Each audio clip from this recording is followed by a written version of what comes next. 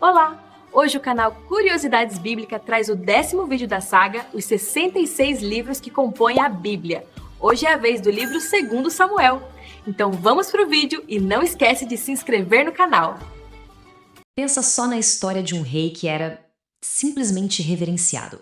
Um guerreiro, um poeta e, ao mesmo tempo, a história de como uma única falha, um único erro moral pode ameaçar destruir um legado inteiro. Pois é, a gente vai mergulhar fundo na narrativa dramática de 2 Samuel, que é basicamente uma aula sobre poder, pecado e as consequências que, olha, ecoam por gerações. Essa é a pergunta que vai guiar a gente por toda essa jornada. A história do rei Davi é, em muitos aspectos, a de um herói trágico. A gente está falando de um homem cuja grandeza era quase incomparável, sério, mas cuja queda foi igualmente gigantesca. O que nos leva a pensar, será que as falhas de um líder podem mesmo botar tudo a perder? Bom, nossa história começa num momento de crise total. O rei Saul morreu e Israel é um reino em pedaços, completamente fraturado. E é exatamente aí, nesse vácuo de poder, que Davi, que até então era um fugitivo, encontra a chance de ouro para unir uma nação dividida. E olha, a ascensão de Davi foi coisa de gênio, estratégica e muito rápida. Primeiro, ele garante o poder no sul, em Judá. Depois de anos de guerra civil, as tribos do norte finalmente falam: ok, ele é o nosso rei. Mas a jogada de mestre mesmo foi a conquista de Jerusalém. Era uma cidade neutra e ele a transforma no coração político e religioso do seu novo reino. Genial! Ok, com a nação unificada e a capital no lugar, o reinado de Davi entra no que a gente chama de Era de Ouro. Ele trouxe uma estabilidade e um prestígio para Israel que, sinceramente, ninguém nunca tinha visto antes. E os pilares desse sucesso todo eram tanto políticos quanto espirituais. Pensa bem, ele centraliza o governo em Jerusalém e ainda traz a Arca da Aliança para lá, unindo a nação de corpo e alma. Como comandante militar, ele era brilhante, expandiu e protegeu as fronteiras. E o mais importante, recebeu uma promessa divina de que sua dinastia duraria para sempre. Nesse ponto, não tem para ninguém. Davi está no topo do mundo. Mas é sempre assim, né? É justamente aqui, no auge do poder, no pico, que a história dá uma virada, e uma virada bem sombria. A gente vai ver agora o momento que redefiniu todo o resto da vida e do reinado de Davi. É isso, essa ideia, ela marca uma mudança radical. Tudo, absolutamente tudo que Davi construiu até agora está prestes a ser abalado, lá na base, nos alicerces. O que aconteceu aqui é chocante pela brutalidade e pelo abuso de poder. Não foi só um ato de paixão, um deslize. Foi uma série de decisões calculadas que levaram ao engano e, no fim, ao assassinato.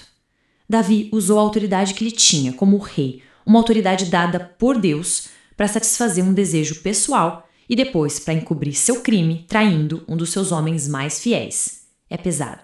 E então vem a hora da verdade. O profeta Natã chega para Davi e conta uma parábola sobre um homem rico que rouba a única ovelha de um homem pobre. Davi fica indignado, exige justiça, e é aí que Natã solta a bomba, na lata. Esse homem é você. Pronto.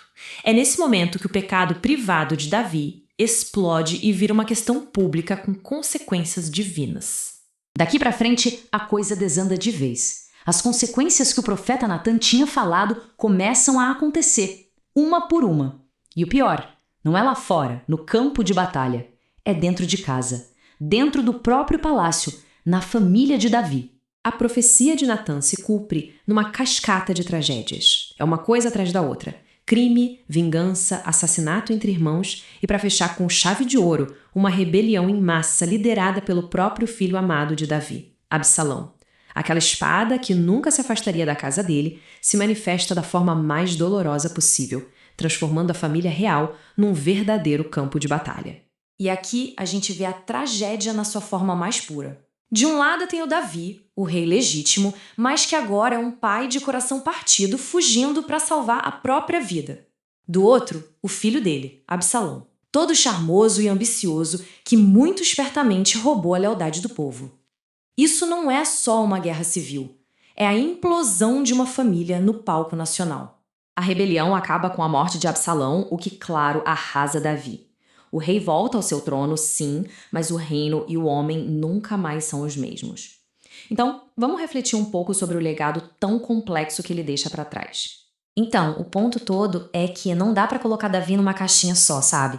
Ele é celebrado como o maior rei de Israel, um guerreiro corajoso, um poeta de alma profunda, que escreveu muitos dos salmos. Ao mesmo tempo, aquela falha moral dele foi catastrófica e desencadeou um ciclo de dor e violência que marcou o resto do reinado dele. Ele é, ao mesmo tempo, um ideal a ser admirado e um baita de um alerta. E no fim, a história de Davi nos deixa com essa pergunta. Ela nos força a encarar uma questão que atravessa o tempo sobre liderança e poder. Será que o legado de um grande líder pode ser separado de suas falhas morais? É uma reflexão que continua super relevante e que nos desafia a pensar em como a gente avalia figuras complexas, tanto do passado quanto do presente.